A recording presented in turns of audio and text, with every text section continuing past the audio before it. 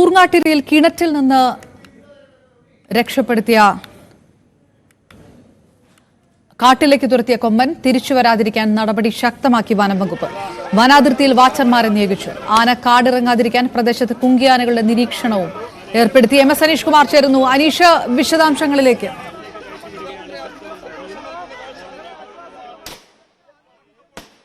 അങ്ങോട്ട് പോയിട്ടും കാര്യമില്ല.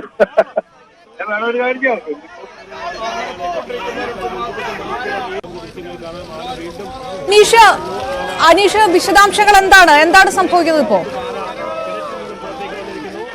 ഇന്നലെ മണിക്കൂറുകൾ നീണ്ട ദൗത്യത്തിനൊടുവിലാണ് ആനയെ കിണറ്റിൽ നിന്നും പുറത്തേക്കെടുത്ത് കാട്ടിലേക്ക് തിരിച്ചയച്ചത്. ഈ തിരിച്ചയക്കും മുമ്പ് നാട്ടുകാരുമായി ഒരു ധാരണയിൽ വനംവകുപ്പ് എത്തിപ്പെട്ടിരുന്നു. കാരണം കഴിഞ്ഞ 6 മാസത്തിലധികമായി ജനവാസ കേന്ദ്രങ്ങളിൽ വലിയ നാശം വിതയ്ക്കുന്ന ഒരു കൂട്ടം ആനകളുണ്ട്.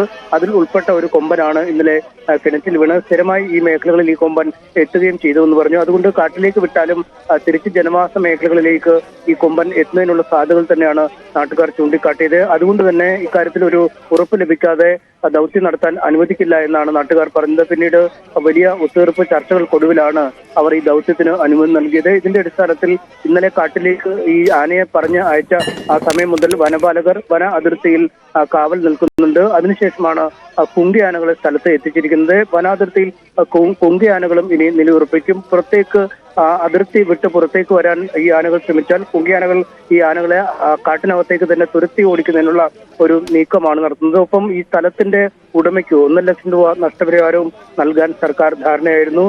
ഈ കിണർ ഏതാണ്ട് പൂർണ്ണമായി തന്നെ നശിപ്പിച്ചാണ് ആനയെ പുറത്തേക്ക് എത്തിക്കാൻ കഴിഞ്ഞത്.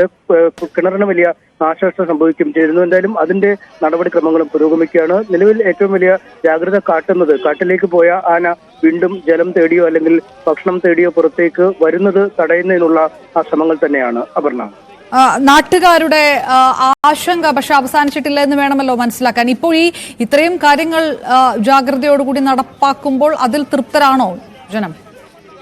നിലവിൽ വലിയ പ്രതിഷേധം ഉയരുന്നില്ല. കാരണം ആദ്യഘട്ടത്തിൽ വമ്പൻ പ്രതിഷേധം തന്നെ ഉയർന്നിരുന്നു. 6 മാസത്തിനധികമായി ഈ കാട്ടാനക്കൂട്ടം സ്ഥിരമായി ഈ ജനവാസ മേഖലകളിലേക്ക് എത്തുകയാണ്. വേനൽക്കാലം കടക്കുന്നു. കാട്ടിനുള്ളിൽ ആവശ്യത്തിന് വെള്ളമോ ഭക്ഷണമോ ഒന്നും ലഭിക്കാത്ത ഒരു സാഹചര്യം നിലവിലുണ്ട്. അതുകൊണ്ടാണ് ഇത്തരത്തിലെ കൃഷിയിടങ്ങളോട് ചേർന്ന കിണറുകളിലും കുളങ്ങളിലും മറ്റുമൊക്കെ വെള്ളം കുടിക്കാനായി ആനകൾ എത്തുന്നത്. അത് വലിയ തലവേദനയാണ് ആളുകൾക്ക് സൃഷ്ടിച്ചിരിക്കുന്നത്.